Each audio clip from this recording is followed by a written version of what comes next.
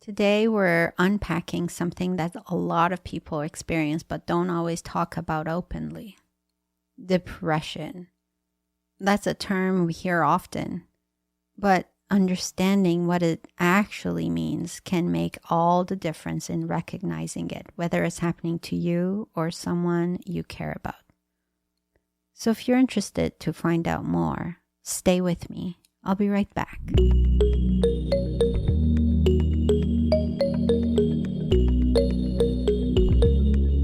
When it comes to making changes in your life, you're the expert. You are in the driver's seat. Everything else is just a guide. Welcome to Injoyness Podcast, your guide to wellness, recovery, and change. I'm your host, Dela Fotoohi, and thank you for joining me on this episode. Let's start with a common misconception. Feeling sad is not the same as having depression. We all go through moments of feeling down, frustrated, or overwhelmed. Life is full of ups and downs, and it's natural to have days where you just don't feel like yourself. But depression is more than that. It's like living with a heavy, invisible burden that impacts your energy, your mood, and your ability to function day to day. Imagine waking up each morning feeling like you're already exhausted, even if you've slept all night. Simple things like getting out of bed, brushing your teeth, replying to a text feel like monumental tasks.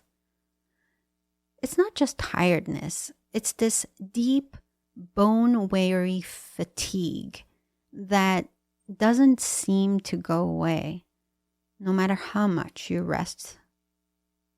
And alongside that, you might notice changes in your sleep too, either struggling to sleep at all or wanting to sleep all the time, but never really feeling rested. And it's not just about physical energy. Depression has a way of sapping the joy out of things you once loved. Maybe you used to love hanging out with friends or pursuing hobbies or even just watching your favorite shows. But now, none of that really sparks anything in you anymore. Things start to feel flat, like life is happening in grayscale instead of color. This loss of interest or pleasure is actually one of the hallmark signs for depression. But depression isn't just about feeling down or uninterested. It can also show up as irritability or frustration. You might find yourself snapping at people more easily or feeling like you're constantly on edge. That's because depression isn't just about sadness. It's a mix of emotions that can range from feeling hopeless and empty to restless and agitated. On top of this, depression has a way of messing with your thoughts. You might catch yourself stuck in a loop of negative thinking, where your mind keeps feeding you harsh, critical messages like, I'm not good enough, I'm a burden, or what's the point? These thoughts can feel really convincing, and when they pile up, they start to shape how you see yourself and the world around you. It's important to know that these thoughts are part of the illness. They're not facts, even if they feel true. Depression distorts our thinking in a way that makes it hard to see beyond the negativity. That's why just telling someone to snap out of it or think positive is not helpful. If it were that simple, no one would struggle with depression. Let's talk a bit about where depression comes from, because it's not as straightforward as some people think. Depression isn't just caused by one thing. It can be a combination of factors. There's the biological side of it, like genetics and brain chemistry. If depression runs in your family, you might be more prone to experiencing it yourself.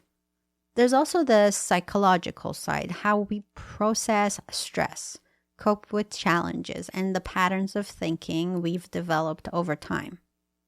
Then there's the environmental and the situational side of things. Big life changes, trauma, chronic stress, or even just the day-to-day pressures of work, relationships, or finances can be triggers.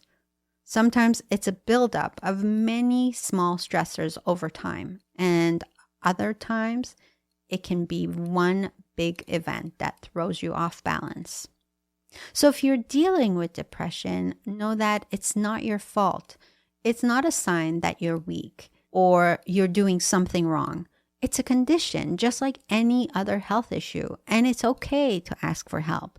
The good news is that depression is treatable. There's a range of options, and what works best can vary from person to person. Therapy is one of the main ways to manage depression.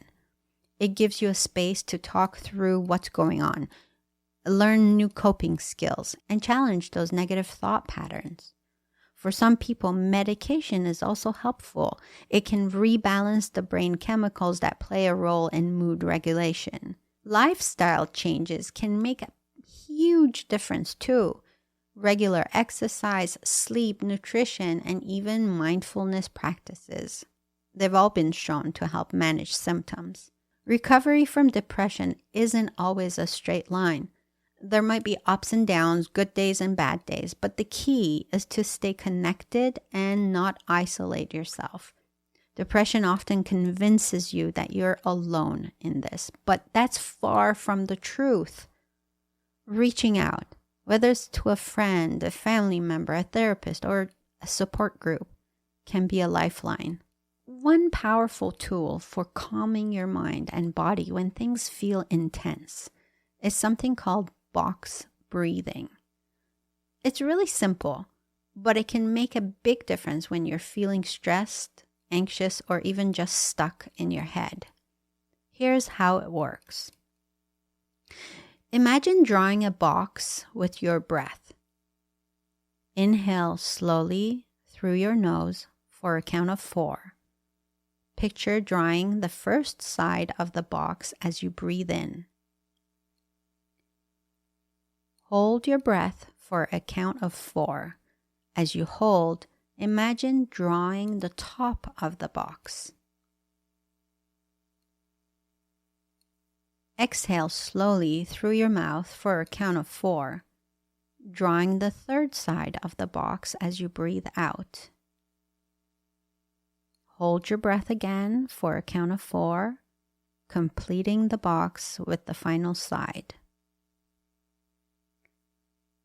Now you try. In 4, 3, 2, 1. Hold.